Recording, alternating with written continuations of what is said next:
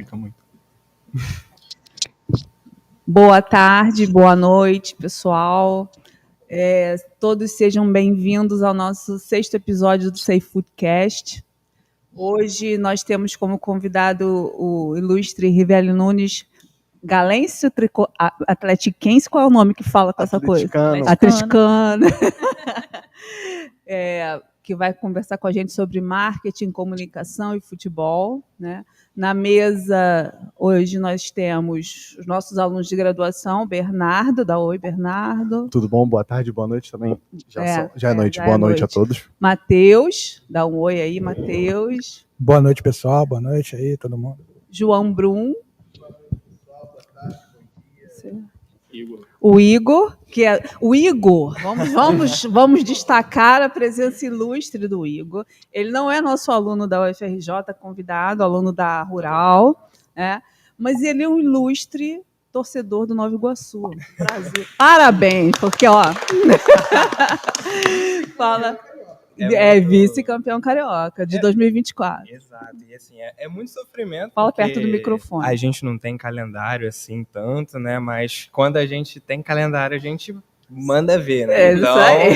É isso. E boa noite, pessoal. E espero que seja um papo muito maneiro e que a gente consiga aprender mais sobre como administrar uma arena e como cuidar da comunicação também de um ativo tão importante para um clube, né?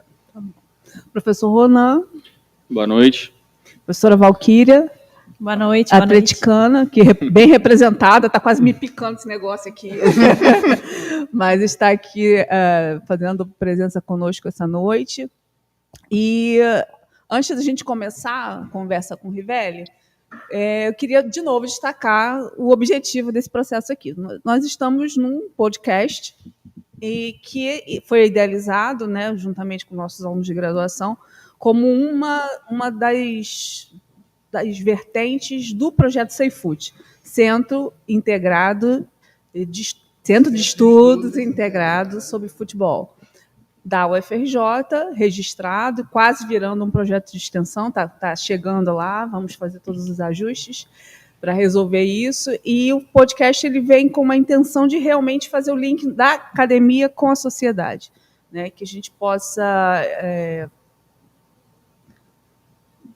conversar com a sociedade numa linguagem mais acessível, assuntos relacionados à questão contábil, de gestão, marketing.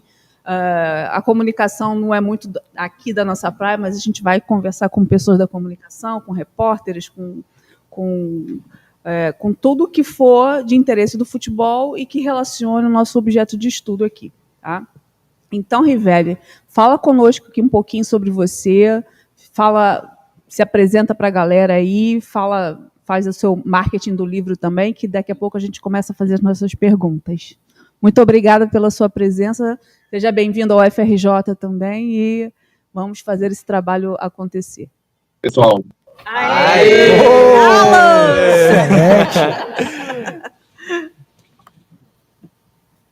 Melhorou? Eu acho que agora vai. Se Deus quiser. Vamos lá. Você ouviu o que a Valquíria perguntou e falou aqui? Você estava ouvindo? Do entorno da arena. Como é que está sendo? Estava, mas antes preciso falar uma coisa. Tem um ditado que a gente fala aqui em Belo Horizonte, que se não é sofrido, não é galo. Então, tá vendo? Acabou de falar isso. Mas tá bom. A gente aqui está fazendo tudo com muita alegria, sem problema nenhum e sem estresse. Eu sou muito light porque eu sempre falo que tudo no Safe Food é para me divertir. Então, se eu estou me divertindo, está tudo ótimo. O restante, as coisas vão acontecendo naturalmente, sem problema algum. Ela estava perguntando sobre a questão do entorno. Você ouviu essa pergunta? Que é super interessante porque movimenta economicamente toda uma região, né? Oi? Ele não ouviu. O entorno da arena, como é que está sendo aproveitado? Igual a gente tinha os tropeiros no Mineirão, depois no Horto também teve, né? O entorno era um lugar de muito, muito valor para a gente. Como é que está sendo isso na arena? Tá, vocês estão me ouvindo bem agora? Sim. Tá, então vamos lá. Vamos retomar.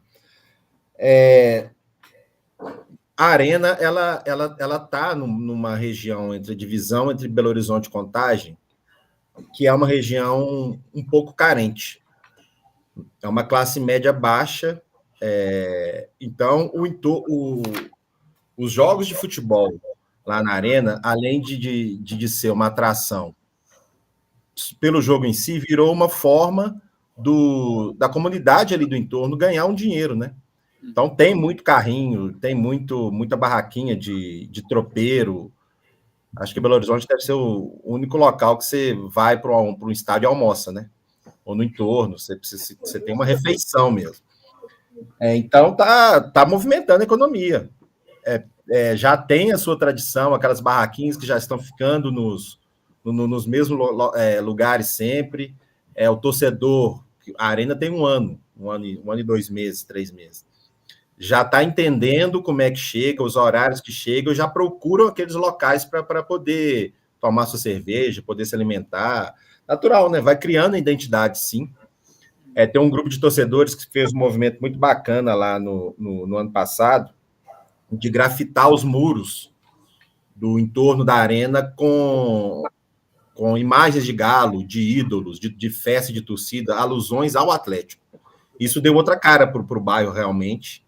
Valorizou muito, até visualmente, a região.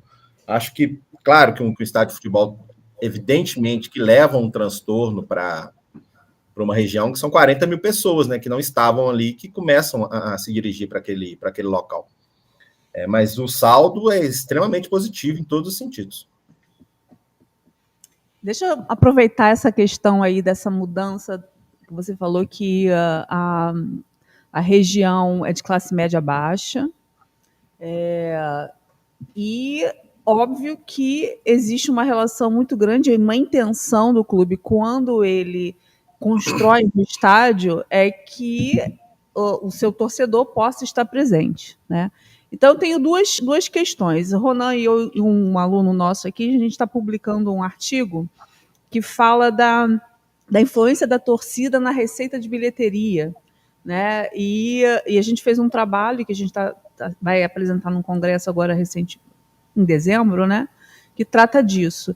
Então, assim, a gente sabe que dentro de um clube, as receitas mais relevantes são as receitas de patrocínio, de transmissão, né? Toda essa movimentação financeira que acontece com a questão de marketing, venda de camisa e tal.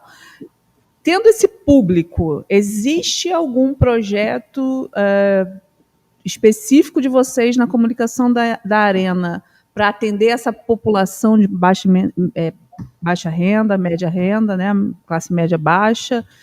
E qual é o impacto disso na expectativa de receita que vocês têm aí da Arena MRV?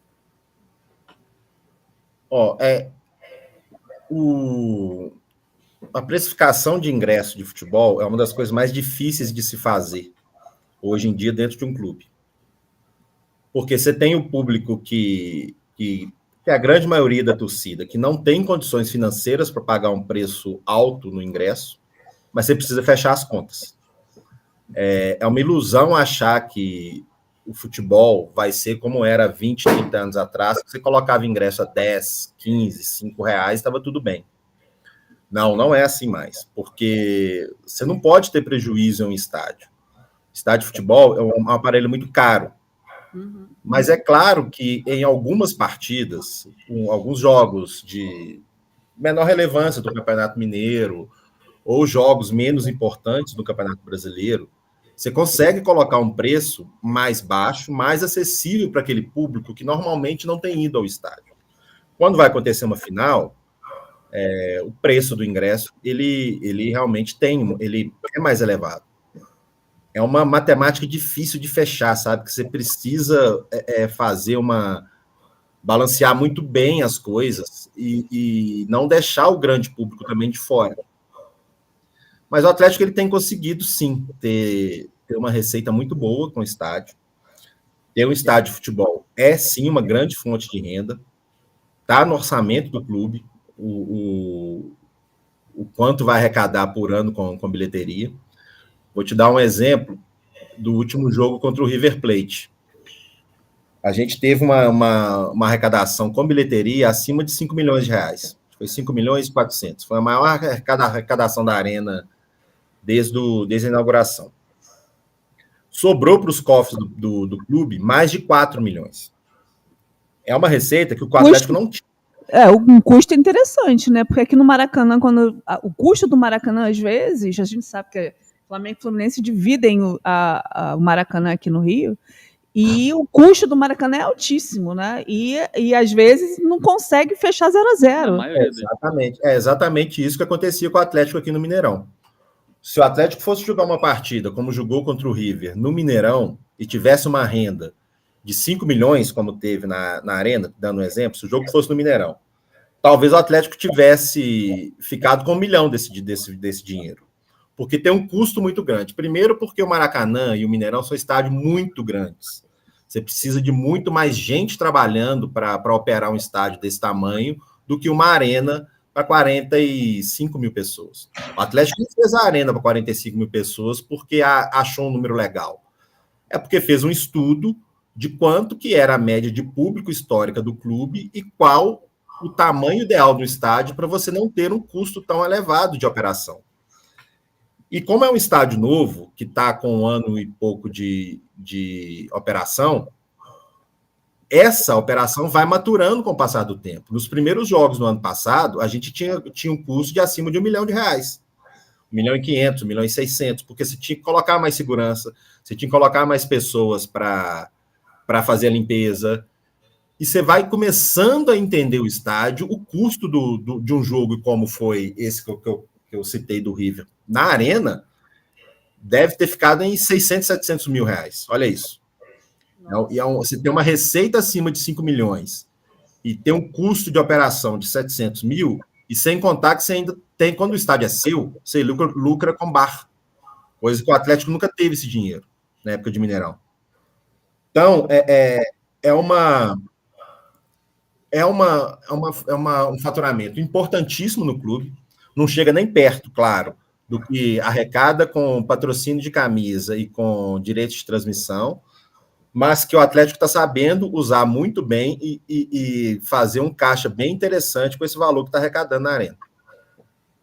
Muito legal. E aí você indica que o Flamengo tem sua própria Arena também? Com toda certeza. Para um clube de futebol, ele tem que ter um estádio dele. Tem que ter. Depois a gente vai falar muito de arena, de construção, mas quando eu trabalhava no Mineirão e quando começou-se a se falar de construção de arena, eu ficava assim, para quê, gente? Não tem a menor necessidade disso com um estádio como o Mineirão aqui. Hoje eu vejo que não. Que se um clube tiver oportunidade de não se endividar e construir um estádio, vale muito a pena. Essa é a minha questão, porque foi no último podcast ou no anterior, não me lembro, acho que foi quando o Rolim veio aqui, que ele foi candidato a presidente do Fluminense, né, a gente questionou essa situação. O Flamengo e o Fluminense deixando o Maracanã, a identidade que tem com o Maracanã, como tinha o Galo lá com o Mineirão, né, e tal. O povo, a galera que ia no Maracanã, vai se identificar com a nova arena, né? Vai estar presente. Existe, além dessa questão desse investimento, eu sou contra, eu como contadora, né, eu tenho muita reserva de imobilização de tanto valor assim dentro da estrutura do patrimônio de um clube de futebol, né? Mas num formato financeiro que seja interessante para o clube, eu sou a favor, né? A gente até comentou sobre SAF do Flamengo, relacionada ao estádio em si. E conta para a gente um pouquinho dessa transição de identificação via marketing do atleticano com a nova arena e essa perspectiva realmente de se desvincular do estádio anterior, criar uma nova identidade. Como é que vocês estão trabalhando em cima desse já se desvinculou, você percebe que eles se desvincularam, e como é que está essa história aí? Conta essa experiência aqui pra gente. Uma identidade, ela não nasce pronta, né? Nenhum estádio de futebol, ele nasce com aquela identidade do torcedor. O Atlético, quando o Mineirão foi construído, não tinha identidade. foi se construindo ao longo do tempo. No ano passado, nos 4 meses de operação da Arena, a gente percebeu isso claramente, que o torcedor ainda não se sentia em casa, por vários motivos. Os resultados dentro de campo, que por mais que o Atlético estivesse ganhando, você percebia que não ia chegar a ser campeão de nada. Esse ano mudou. Esse ano a gente fez um trabalho de marketing está fazendo um trabalho de comunicação e marketing muito grande no clube, chamando o torcedor para dentro do clube novamente. Isso é chamando o torcedor para participar de ações, de postagens em rede social, mostrar o torcedor.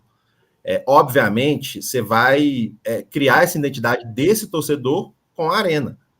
Porque o Atlético está jogando na Arena e está ganhando na Arena. Jogos como foi contra o São Paulo, contra o Fluminense, que vão criando essa identidade. De, poxa, isso aqui é a nossa casa, é aqui que a gente é forte, é aqui que a gente vai ganhar os títulos. Isso é fundamental, primeiro, né? Você ter resultados dentro de campo e fazer boas campanhas. A gente está com uma campanha no ar desde o jogo contra o Fluminense ou contra o Vasco, não sei, que é o Galo nunca luta sozinho. E isso já foi levado para a arquibancada, isso já foi levado para o torcedor, para ele se sentir cada vez mais em casa na Arena. Hoje eu já vejo, até, começo do ano, ainda via muito em rede social o torcedor atleticano falando: a gente tem que jogar no Mineirão que é a nossa casa, a Arena foi a pior coisa que aconteceu com o Atlético. Hoje isso acabou. Hoje eu não vejo mais ninguém falando que o Atlético tem que voltar para o Mineirão, porque assim, surreal pensar nisso. Você vai gastar não sei quantos bilhões para fazer um estádio para voltar porque não está tendo algum tipo de resultado dentro de campo. Então, identidade ela vai se criando a partir do momento que o time começa a ganhar os jogos, ganhar títulos dentro de casa. Ainda é um começo, ainda está bem no início, mas eu já vejo claramente a mudança no perfil do torcedor que está abraçando realmente a Arena. Alguém quer fazer mais uma pergunta? Pode falar. Então, Rivelli, recentemente... Fala mais pertinho, Igor. Perdão. Recentemente, até trazendo um caso que aconteceu nas últimas semanas, o Atlético Paranaense está passando por um momento de crise, eles estão flertando ali com a zona do rebaixamento, e aí eles soltaram uma comunicação super agressiva, assim, no sentido de trazer o torcedor para o estádio, de compartilhamento de responsabilidade. E, assim, eu, como profissional da área, achei maneiro pra caramba. A ideia, o conceito, a entrega ficou muito legal. Mas eu queria saber de ti, qual é o papel da comunicação de um clube quando o time está passando por uma crise? Eu imagino que vocês devem ter um planejamento de marketing, de lançamento de produto, etc. Imagina lançar uma camisa nova quando o time é eliminado numa competição importante ou está passando por um momento de zona de rebaixamento. Eu queria saber qual é o comportamento que vocês têm e como é que esse approach assim, de vocês dentro da área. O que determina um time de futebol é o resultado dentro de campo. Mas só que outros setores do clube, ele não pode ficar tão refém assim dos resultados dentro de campo. Né? Claro que você tem que ter um plano, um planejamento para quando as coisas não estiverem dando certo dentro de campo. Vou te dar um exemplo. O Atlético jogou com o Sport Recife na primeira fase, nas oitavas de final da Copa do Brasil. Ganhou aqui em Belo Horizonte por 2-0 e perdeu em Recife por 1-0, um jogo numa quarta-feira. Na sexta-feira, já tinha uma campanha pronta para lançar o uniforme 2 do Atlético, o 3. Acho que é o uniforme 2 do Atlético. A campanha toda estava em cima de o Galo é forte dentro e fora de casa. Como que você vai lançar uma campanha dessa depois de... Tudo bem, você classificou na Copa do Brasil, mas perdeu um jogo. A gente teve que mudar a campanha, conversamos com a Adidas, mudamos algumas palavras-chave e mensagens que a campanha ia passar para poder lançar o uniforme. Ou seja, a gente não deixou de lançar o uniforme, mas teve que fazer algumas adaptações, porque se você lança uma camisa 2 dias depois que você perdeu um jogo, você quase foi desclassificado, a torcida não estava satisfeita, a chance de bicar é muito grande. A chance de dar errado é gigantesca. Mas a sorte é que você ter bons parceiros, né, que entendem o momento e que apoiam essas ideias. Olha, por esse caminho aqui não está legal, não. Vamos mudar um pouquinho aqui, não deixar de fazer, mas trocar um pouco essa mensagem que a gente vai passar. E clube de futebol, gente, os momentos bons dentro de clube, tá? São pouquíssimos. Pouquíssimos. A gente está em novembro, eu já perdi a conta das crises que a gente viveu dentro do Atlético esse ano. E de todos os tipos, financeira, de resultado, pedir cabeça de treinador, perder clássico, natural do futebol. Então você tem que ter cabeça muito fria para entender e saber trabalhar bem tudo que você vai fazer, pensando que a linha, a diferença entre o céu e o inferno é pequena. Você está no céu, mas se você acontece alguma coisa, que você está lá no inferno com um jogo que acontecer que você perder. Perfeito. Eu roubei aqui o lugar do nosso flamenguista, porque eu tenho uma pergunta que se relaciona um pouco com esse tema, para entender um pouquinho, porque é a primeira vez que eu consigo, de fato, conversar com alguém que vive o dia a dia de um clube, né? Porque a gente teve a oportunidade de conversar com o Bandeira de Melo, mas era uma situação um pouco diferente, até porque ele já não estava mais. Mas hoje, eu acredito que hoje a gente vive a fase mais resultadista da história do futebol, pelo menos no Brasil. Hoje a gente... Há uns 2 anos atrás talvez estivesse pior, onde a gente via toda rodada uma cabeça de treinador rolando. Mas eu queria entender sobre o trabalho do dia a dia do futebol, uma pergunta que ela é um pouco, até que bem simples, que é o quanto uma derrota em um jogo afeta o seu dia a dia do trabalho extracampo, porque assim, apesar de você trabalhar com a comunicação da NMRV e do Galo, querendo ou não, se o Galo enfiar um 8-0 no Botafogo ou o Botafogo enfiar um 8-0 no Galo dia 30, no fundo o seu trabalho vai ser o que vai ser comunicado da forma diferente. Mas é claro que o que acontece dentro da estrutura de 20 jogadores e comissão técnica também afeta o trabalho de vocês de alguma forma. Como é que é isso? Você quer saber pessoalmente ou profissionalmente? O que você quiser responder. Os dois. Bom, pessoalmente, eu falo com a Luísa aqui, minha esposa, que dependendo do jogo, né? Igual, quando foi jogar com o Vasco, eu falei com ela, você sabe que o meu humor... O jogo foi no sábado, né? Você sabe que o meu humor no domingo vai depender do que acontecer à noite, né? Enfim. E profissionalmente, fica um clima difícil quando você tem uma eliminação, quando você perde um clássico. Vou te dar um exemplo, o primeiro clássico na Arena no ano passado, o Atlético perdeu para o Cruzeiro. Primeiro clássico na Arena. Foram dias muito ruins. Só que você tem que, sacudir, falar, bora, vamos ver como é que a gente vai fazer para comunicar o que tem que comunicar e não deixar o trabalho parar. Mas dentro de um clube, eu te falo que é tão difícil quando dentro da sua casa, quando o seu time perde. As pessoas ficam mais estressadas, as pessoas ficam mais exigentes, o clima fica mais pesado, mais tenso, mas você tem que sacudir a poeira e, bora, vamos ganhar o próximo, vamos torcer para os caras lá que jogam ganhar o próximo para a gente conseguir mudar isso. Mas não é fácil, não. Realmente, quando você tem uma derrota difícil, pesada, uma desclassificação, o clima é muito, muito difícil, porque você tem que pensar até o que você vai comunicar, né? Sei lá, o Atlético perde de 8-0 no Botafogo, igual você falou aí. A gente pode contratar o Messi no dia seguinte, que vai ser porrada. Vai tomar porrada em cima de porrada, e os comentários em rede social vai ser só porrada. Então, ter muita cabeça fria e saber entender bem como que você vai lidar com os momentos de crise, que são momentos de crise não, mas os momentos sem vitória são muito maiores do que aqueles com vitória. Eu mudando totalmente o tema, porque eu gosto muito de falar de dinheiro, né? Eu de contabilidade. Mas a arrecadação média, assim, por jogo na Arena seria mais ou menos quanto? Só por jogo? Média. eu vou te falar que ultrapassa os 4 milhões de reais. Então minha conta estava muito baixa.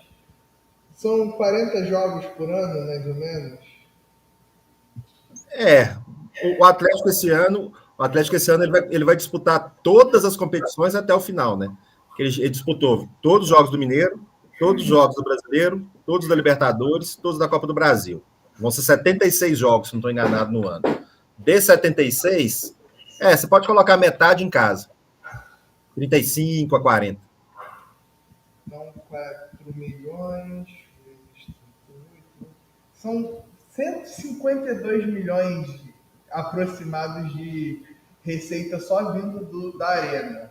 Então, isso é muito maior, se for pensar no custo, do que trazia o Mineirão. A relação de receita e custo, né, o lucro vai ser aumentado em uma proporção muito grande. Então, o retorno também desse investimento, ele acaba sendo muito vantajoso para o clube. E como que isso é enxergado dentro do clube na hora de pensar o projeto? Foi feita uma média de quanto se poderia arrecadar e de como se chegaria nesse valor e quanto tempo levaria para o estádio se pagar também? Foi feito. O business plan do Atlético, com a Arena sendo utilizado durante o ano inteiro, era de arrecadar com bilheteria e com plano de sócio mais de 200 milhões por ano. Mais de 200 milhões por ano. Ou seja, vai alcançar isso tranquilamente nesse ano de 2024. Né? No final do ano a gente vai saber mais precisamente quanto que foi isso. O que aconteceu na Arena? A Arena ela foi construída com pouco dinheiro em caixa. Então o Atlético teve que fazer movimentações financeiras para que a obra realmente fosse terminada. Então a gente tem a gente está pagando uma coisa que chama CRI, esqueci o nome, uma coisa aí do mercado financeiro. Certificado de recebíveis imobiliários, deve ser isso, né? Exatamente isso. A gente tem, entre aspas, alguns investidores junto com a gente que ficam com parte dessa arrecadação e o Atlético com outra parte. A expectativa é que a partir de 2029, aí sim, todo o dinheiro que entrar na Arena fica efetivamente dentro da Arena, dentro do clube. Interessante. Então, a inauguração foi em 21, certo? Não, 23.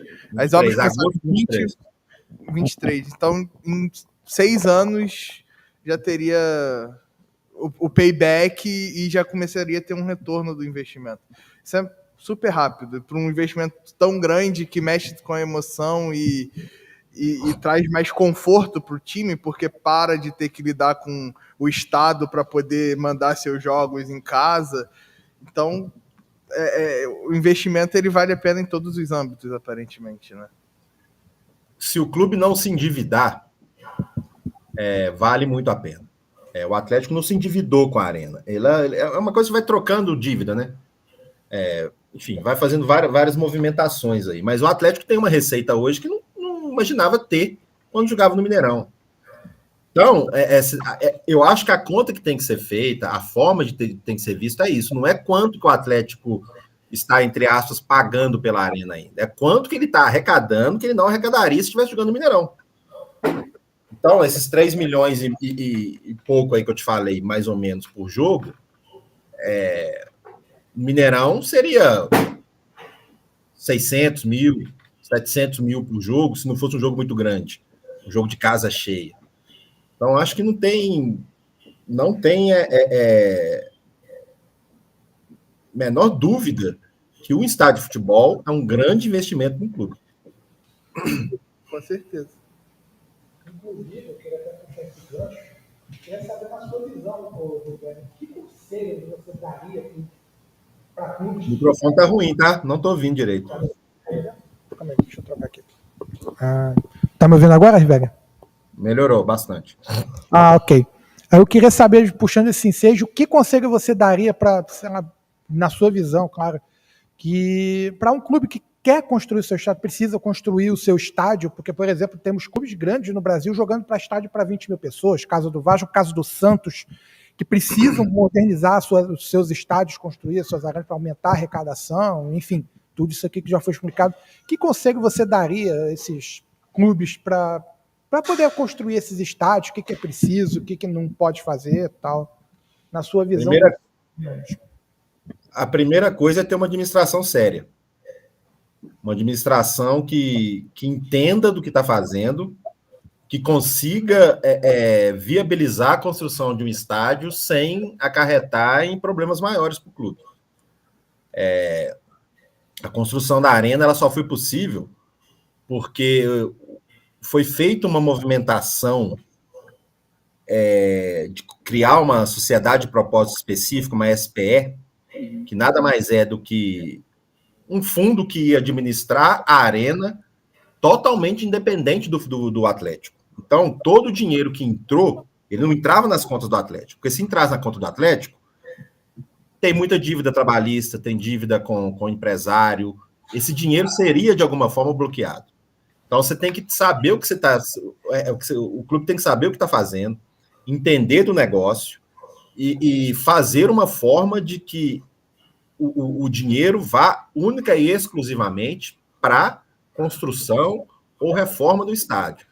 Eu vejo que a única forma de clubes de futebol, principalmente os associativos, fazer isso é fazendo com que o dinheiro não passe no caixa do clube. Porque todo clube tem dívida. Todo clube tem algum tipo de dívida. E seja dívida com empresário, seja dívida com fornecedor, dívida com jogador. Se passa no caixa do clube, o dinheiro tem risco, sim, de ser penhorado. Não aconteceu no Atlético porque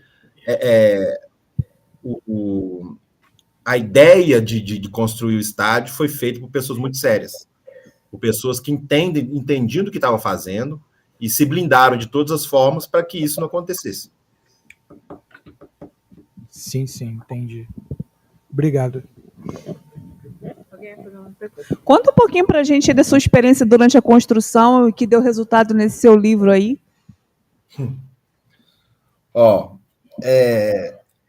A minha carta do autor que está nesse livro aí conta um pouco de tudo que eu fiz para estar no projeto da Arena, sabe? Mandar mensagem no LinkedIn do CEO da Arena, tentar costurar daqui e dali com pessoas que eu conhecia para que eu conseguisse fazer parte do projeto, e foi a melhor decisão que eu tomei na minha vida. Eu vivi de tudo um pouco lá dentro da Arena. Eu vi o Atlético ser campeão brasileiro em 2021 lá dentro da Arena. A gente assistiu o jogo no canteiro de obras. Eu vi visitas emocionantes de torcedores atleticanos praticamente desenganados pela medicina, que morreram pouco tempo depois, mas tinham o sonho de construir, de ver a arena, pelo menos sendo construída. Eu passei a respeitar e entender muito mais a engenharia depois que eu comecei a trabalhar numa obra desse tamanho. Porque se construir uma coisa daquele tamanho, com a certeza que não vai cair, é porque realmente engenharia é uma coisa fantástica. Eu passei a respeitar muito. Foi a maior experiência que eu já tive em toda essa minha carreira, muito mais do que trabalhar em Copa do Mundo, trabalhar no Mineirão, viver final de campeonatos, ter participado de cada momento da construção daquele estádio. Eu vi da primeira viga a ser instalada, o primeiro pilar a ser instalado, até a última cadeira a ser instalada. Então, vivi muita coisa lá dentro. Muita coisa emocionante, muita coisa importante para a minha vida pessoal e profissional, além de ter realizado um sonho, né? Que é trabalhar em alguma coisa ligada ao Galo. E assim, eu acho que como o lado do torcedor também e o lado da pessoa trabalhando deve ter sido muito gratificante, porque é algo que mexe muito com a emoção do torcedor, né? E poder ter essas experiências dos torcedores indo lá, realizando o sonho de ver a construção do estádio, deve ter sido algo muito gratificante mesmo, né? Muito, que valeu a pena todo o trabalho feito, né? Só de ter visto essas coisas. Valeu demais. Vocês podem achar que eu estou brincando, mas eu via pessoas torcendo para um trator. É sério. Eu via as pessoas torcendo com um trator, jogar toda a terra na caçamba de um caminhão, e vibrava quando isso acontecia. A primeira vez que a torcida realmente entrou lá na arena, que foi num dos eventos de inauguração, eu via senhoras, senhores, jovens chorando como se fosse, sei lá, o nascimento do filho. É muito gratificante, é muito gratificante. Eu me sinto um privilegiado por ser um atleticano que está dentro do clube e ter visto tudo isso tão de perto. Eu tenho certeza que milhões queriam estar no meu lugar. Valorizo muito isso. Fico muito orgulhoso de todo o esforço que eu dei para conseguir chegar nesse lugar, porque realmente é um momento único. O Atlético não vai construir outro estádio, nunca mais vai construir outro estádio, tenho certeza disso. Poder ser a primeira pessoa de comunicação do estádio, primeira pessoa que trabalhou comunicação da Arena, escreveu o primeiro livro da Arena, isso de mim ninguém tira, sabe?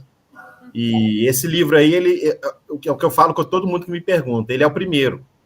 Outros virão. Então, ele vai ser uma fonte de pesquisa. É muito legal poder participar disso tudo. Só mais umazinha aqui.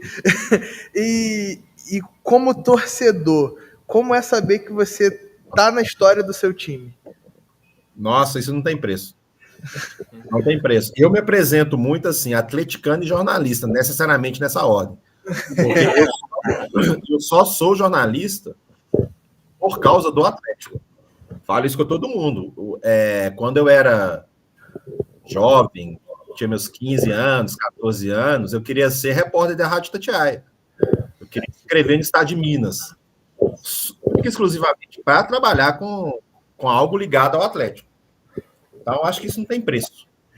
Acho que o esforço todo valeu a pena. Muito maneiro. Fala, Boque. Na verdade, assim, se puder contar rapidinho, eu ainda não li o livro, eu recebi o livro na quarta-feira e não tive tempo ainda, né? Só tá muito bonito, mas eu fiquei curiosa no capítulo que fala do passarinho que quase embargou a obra. Teve isso mesmo. Foi um passarinho, uma ninhada? O que foi? Essa história é engraçada. Existe um tipo de passarinho que o nome dele já é engraçado. É capacetinho do oco do pau. Nossa! O Ministério Público aqui de Minas, ele tinha uma lista de animais que corriam risco de extinção. Era uma lista que existia no Ministério Público, não sei de quando. E esse passarinho estava nessa lista. Quando foi começar a obra da Arena, teve todo um manejo para retirar animais que estavam no terreno, né? E o Ministério Público viu que existia esse passarinho lá. Entraram com eu não sei como é que é o nome, tá, Val? O embargo, sei lá, para embargar a obra mesmo. Por causa que esse passarinho estava na lista. Só que a gente tinha lá na obra uma consultoria de meio ambiente que provou para o Ministério Público que essa lista que eles estavam era uma lista muito antiga. O passarinho já não estava em extinção mais. Hoje você vê esse passarinho igual pardal. Todo lugar tem. Então, quase mas foi quase que esse passarinho, um passarinho desse tamanhozinho assim, ele impediu que o Atlético tivesse um estádio, por causa dessa lista que existia no Ministério Público. Tudo pode acontecer. Mas é verdade mesmo. Em situação de ameaça de extinção, acontece isso mesmo. Em qualquer espécie, não é só animais, não. É espécie vegetal também, plantas, árvores. O terreno da Arena tem uma mata ao lado que a gente obrigatoriamente teve que preservar, porque é o resquício de Mata Atlântica que tem aqui. Isso aí. O restante do terreno era tudo terreno baldio, mas essa parte específica, ali não pode acontecer nada. Nada. Não pode ter visita, não pode desmatar. A única coisa que a gente pode fazer é preservar e manutenção daquela área. É lá que vivia esse passarinho aí. Tem que cuidar também, né? Para não extinguir. Aquelas perguntas que foram feitas inicialmente, alguém quer repetir para ver se melhora aqui o áudio? A que você fez sobre as torcidas irmãs, acho que ele não conseguiu responder. Vamos repetir uma pergunta. Você ouviu, Ribeiro? Qual que era a pergunta mesmo? Então, porque ele tinha perguntado sobre o impulsionamento da marca Atlético nacionalmente, vista a rivalidade interregional que ele tem com o Flamengo, eu queria perguntar algo no sentido contrário, como o impulsionamento, tipo, a visão da marca Atlético entre torcidas aliadas, por exemplo, como a torcida do Vasco e do Atlético Mineiro. Vasco e Atlético Mineiro jogaram pela Copa do Brasil e tal. Depois do jogo, mesmo com o Vasco sendo eliminado, eles foram, a torcida do Vasco e do Atlético Mineiro estava nos arredores de São Januário tomando a cervejinha deles lá no bar e tal. Aí eu perguntei algo nesse sentido, como que para a marca Atlético Mineiro, questão de divulgação, expansão, comunicação e tal, fica essa questão e tal. Essa união de torcidas, ela é muito mais uma união de torcidas organizadas. Não é uma união de clubes. A diretoria do Atlético tem um relacionamento excelente com a diretoria do Flamengo, com a diretoria do Cruzeiro, com a diretoria do Fluminense, com a diretoria do Vasco. Agora, essa coisa da torcida, eu não falo... Tem duas formas de chamar o torcedor, né? Povão e organizado. O povão é quem aqui não é ligado a organizada nenhuma, e torcida organizada é a torcida organizada. Essa união entre Força Jovem e Galoucura e Mancha Verde, ela é muito importante, principalmente para as organizadas. Por quê? Quando o Atlético vai jogar no Rio contra o Flamengo, a Força Jovem recebe a torcida do Atlético, a organizada do Atlético, com uma certa forma de proteção. E a mesma coisa acontece aqui. Acontece com Cruzeiro, Flamengo, Cruzeiro e São Paulo. Então, eu não acho que isso tem muito a ver com o clube, sabe? Acho que tem muito mais a ver realmente com a união dessas organizadas. Os clubes, acho que não muda, não. Sim, faz sentido. E outra coisa, é muito legal você ver esse ambiente. Quando o Palmeiras, quando o Grêmio e quando o Vasco vão jogar na arena, é da mesma forma. Torcedores misturados no meio da rua, sem problema nenhum. E deveria ser assim sempre. E, velho, um ponto interessante, né, é que o nome do estádio é Arena MRV, que vem o nome de uma marca relacionada à construção, enfim. E aí, esse lance de você ter naming rights em estádio é algo muito famoso. Você tem cases famosos como a Allianz Arena, o Allianz Parque, enfim. Neoquímica Arena.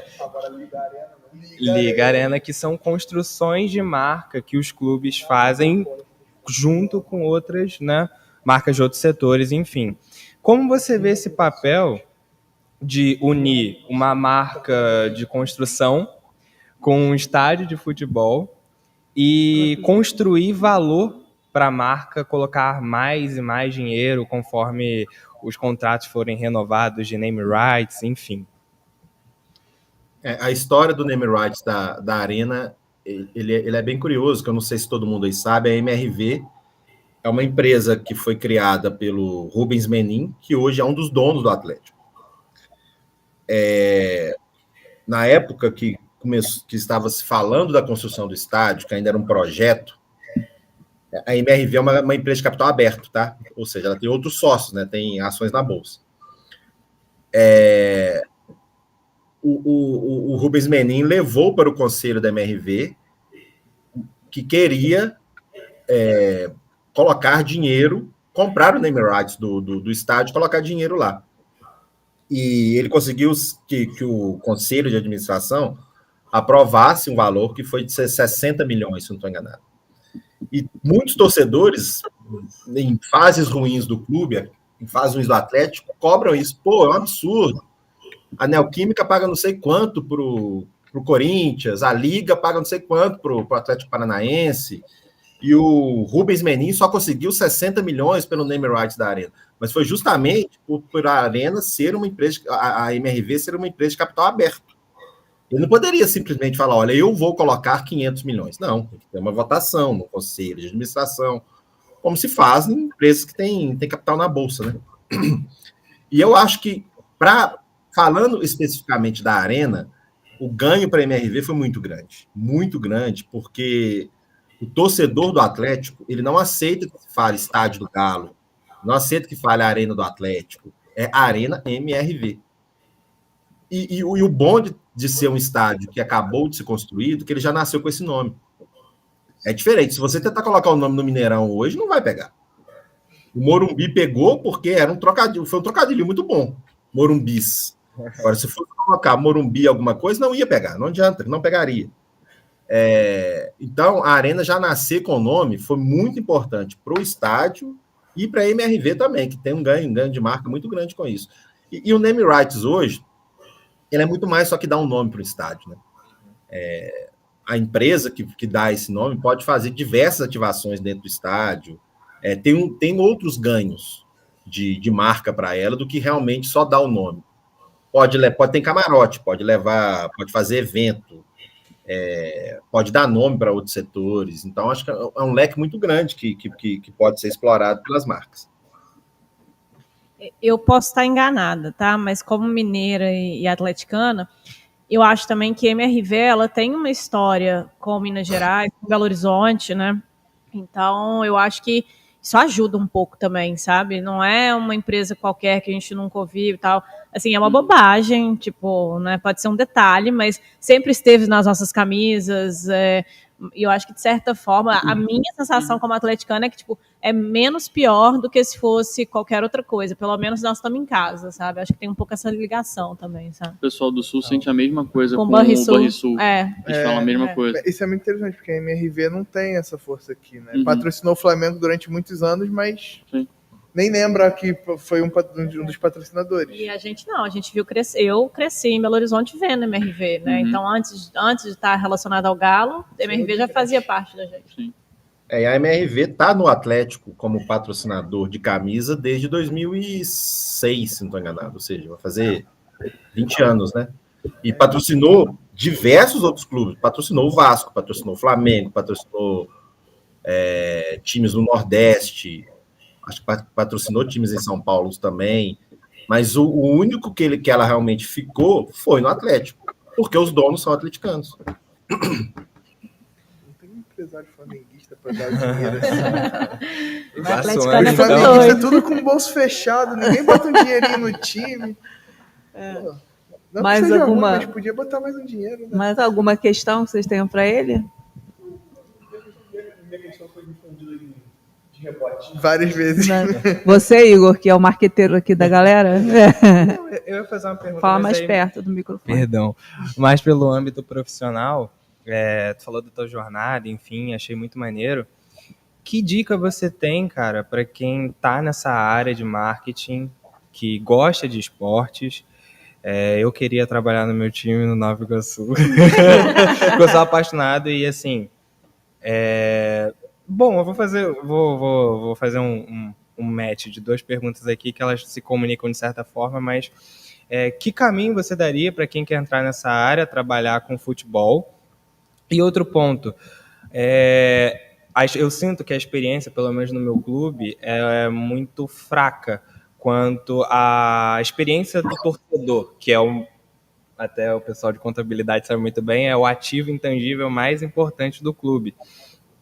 Então, eu queria entender qual dica você daria para um gerente de estádio ou de marketing de um clube menor para criar esses pontos de contato e não fazer do jogo só um momento de arrecadação de bilheteria, e sim arrecadar com ativações internas de marca, arrecadar com, enfim, com bebidas no estádio, ou até mesmo com ações patrocinadas de outras marcas, enfim, queria entender um pouquinho disso.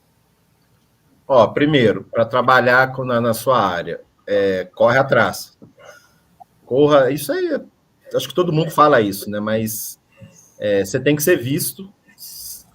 Ninguém compra ideia, as pessoas compram projetos. Você pode apresentar um projeto para o Nova Iguaçu de marketing, quem sabe? Vai verdade. que. Pois é. Eu acho que é correr atrás, obviamente, né? Estudar, entender aquilo que você vai, com aquilo que você quer trabalhar. Nunca ficar parado, se atualizar muito e corre atrás. Vá que alguém vai te ver e uma hora a porta se abre. E ficar atento ao mercado também, né? Uhum. Onde que estão as vagas? Onde que estão contratando? Talvez você não vá trabalhar naquele local que você quer, mas você pode estar naquela área. Aí você começa a ser visto e faz seu network. Eu acho que para um clube igual o Nova Iguaçu, ele tem que entender a sua torcida e saber o que ela quer. Não adianta você querer vender alguma coisa para um torcedor que ele não quer comprar. Não é assim. Você tem que entender o seu público, entender a sua torcida e trabalhar com aquilo que você tem em mãos. E ser criativo, principalmente. Se o Nova Iguaçu jogar 4 meses um campeonato, que é o Campeonato Carioca, você tem que fazer algo pensando no futuro, obviamente, mas focado naqueles 4 meses. Se aquilo der resultado, e eu falo isso para o marketing, falo para o futebol, falo para comunicação, falo para... Se aquilo der resultado, vai ter mais dinheiro, que pode, talvez, acarretar que o clube tenha mais calendário. E assim, vocês têm que ir crescendo aos poucos, tem que ir entendendo aos poucos onde está pisando e, principalmente, né, conhecer o seu público. Eu acho que também para esses times menores, emergentes, eu acho que é muito importante a questão de não trazer só o torcedor do clube, porque a gente sabe que é raro, é um caso raro, mas trazer a população para dentro do estádio. E é uma coisa que a Portuguesa da Ilha faz muito bem. Todo jogo da Portuguesa fica cheio lá no estádio, porque a população abraça o time, mesmo torcendo pro Botafogo, pro Flamengo, pro Fluminense, pro Vasco, porque é o time da Ilha, é a Portuguesa, é o queridinho. É a mesma coisa foi com Volta Redonda agora. Nos últimos anos, o Volta Redonda fez um trabalho dentro da cidade para trazer a torcida para dentro do estádio e foi decidir a Série C lá em Minas e levou 2 ônibus lotados. E subiu, e foi campeão. E trouxe a população, não era nem o torcedor, era a população. E fez que até gente de longe de Volta Redonda torcesse pro time. Mas porque trouxe a população. Eu acho que é muito importante focar em levar a população como um passeio de fim de semana. Eu vou assistir o jogo do Volta Redonda, o jogo da Portuguesa, vou assistir o Nova Iguaçu, porque é um programa de boa, eu pago R$10 no ingresso, vou ali com minha família, assisto um futebolzinho e volto tranquilo. Então acho que é muito importante buscar meios de trazer a população, e não só o torcedor do time. Exato, é abraçar a comunidade. A gente vê muito isso aqui em Minas com os clubes do interior. Governador Valadares, por exemplo, uma cidade gigante. Tem um clube de futebol lá, que é tradicionalíssimo, e o Democrata de Governador Valadares, Sete Lagoas tem um Democrata também, Nova Lima tem o Vila, e essas cidades, elas abraçam o time, o torcedor abraça o time. Mas só que o time tem que querer ser abraçado também, né? Os diretores têm que ajudar de fazer um trabalho sério. Que acho que quando a comunidade vê que o trabalho realmente é sério, é uma diversão muito legal ser em estádio de futebol, gente. Todo mundo quer ir. Então, mas você tem que ter um trabalho que realmente a comunidade entenda que é um trabalho bacana, que vale a pena apostar naquilo que vai dar resultado. O próprio Atlético, que foi o vice-campeão, foi vice do Volta Redonda agora, também tem. O Atlético é uma SAF, né? Sim. E é uma SAF ambiciosa. É uma SAF bem ambiciosa que quer estar na Série A daqui a 2, 3 anos. Sim. É diferente porque tem dinheiro rolando lá, sabe? Mas eles começaram do zero. Eles compraram um clube, começaram do zero, foram subindo da última divisão do Campeonato Mineiro para a segunda mais importante do Brasil. Sim. Segunda. Mais alguma coisa? Rivelli, muito obrigada aí pela sua presença aqui conosco.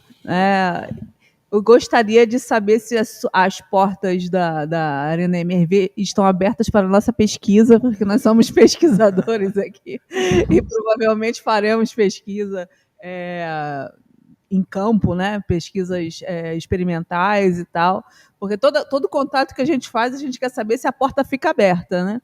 Para a gente conseguir fazer trabalhos, porque dentro da academia e essa ligação com a sociedade, a gente precisa produzir alguma coisa, alguma informação que atenda não só a nós, mas atenda a sociedade de alguma forma. Isso... diga-me. Não, desculpa, pode continuar. Pode falar. Eu que agradeço muito o convite, peço desculpas pelos problemas técnicos aí do começo, mas no final deu tudo certo. Isso. As portas da Arena estão completamente abertas. Nós já temos uma parceria com o GFUT, que é o Grupo de Estudos de Futebol aqui da UFMG. Eles estão fazendo uma pesquisa. Não sabia que tinha isso, não. Vou fazer contato com eles. Temos. O Silvio Ricardo, né, que é o professor, que é o coordenador do GFUT, ele me procurou no final do ano passado para fazer uma pesquisa de percepção do público com a Arena. Então, todo jogo tem um grupo de pesquisadores lá que vão fazer uma entrevista com alguns torcedores. Eles já apresentaram uns dados parciais na diretoria do Atlético. Foi muito bem visto essa pesquisa, então acho que é fundamental. A gente ter a academia próximo de um clube de futebol é bom para todo mundo. Então, as portas da Arena estão escancaradas para o que vocês quiserem. Você sabe, esse GFUT é de qual segmento de pesquisa? Você sabe? Eles são da educação física. Tá. Eles fazem um estudo de torcida. Um grupo de estudo de futebol e torcida, algo assim que é o nome. Eles fazem um trabalho bem interessante. Legal. Nossa, na área financeira, econômica e tudo, marketing, toda a parte que envolve gestão também é integrado, mas é bem interessante. Eu não sabia que existia, eu vou fazer contato com eles também, porque a nossa intenção é fazer o SafeFoot crescer, né? Fazer esse trabalho aqui crescer, e o contato com vocês, o contato com a mídia, com jornalistas é super importante. No nosso próximo episódio, nós vamos ter aqui uma pessoa que é especialista em finanças, né? E a tendência é que a gente trate um pouco de valuation dos clubes, o valor econômico, o valor de mercado, e aí vai ser um tema também bem interessante, né?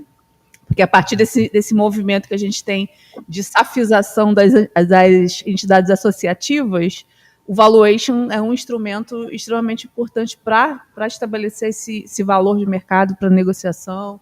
Então, a gente vai ter creio que vai ser bem interessante também. E aí, ano que vem, a nossa agenda ainda vai ser projetada, né? E ainda não temos expectativas reais, mas a intenção é que pelo menos uma vez por mês a gente consiga fazer um episódio. Tá? E nos siga lá no Instagram, safefoot.ufrj.oficial. E o FAQ FRJ e o YouTube também, né? Do FAQ. E o Spotify. Né? A propaganda. Importante ressaltar isso. Porque ele faz uma pesquisinha no Spotify para saber qual é o time do pessoal que está lá, está seguindo lá o Spotify. E aí a gente está fazendo lá. Tá bom? Muito obrigado mesmo pela sua presença e todo sucesso para você com o livro, com seus projetos aí na MRV. É muito interessante saber, no meu caso, né, flamenguista, que o custo da Arena está sendo realmente gerenciado de uma forma positiva, né, porque realmente eu não tinha esse ponto de vista. Eu olho para o Maracanã e eu vejo custos altos e receitas médias de 1 milhão, 2 milhões, com custo e receita líquida muito baixa por conta dessa diferença, né, desse alto custo de manter aquele estádio. Então, eu fiquei até mais animada em ter o meu próprio estádio agora. Vale muito a pena. E nesse caminho aí que o Galo fez também, é o que eu penso, né?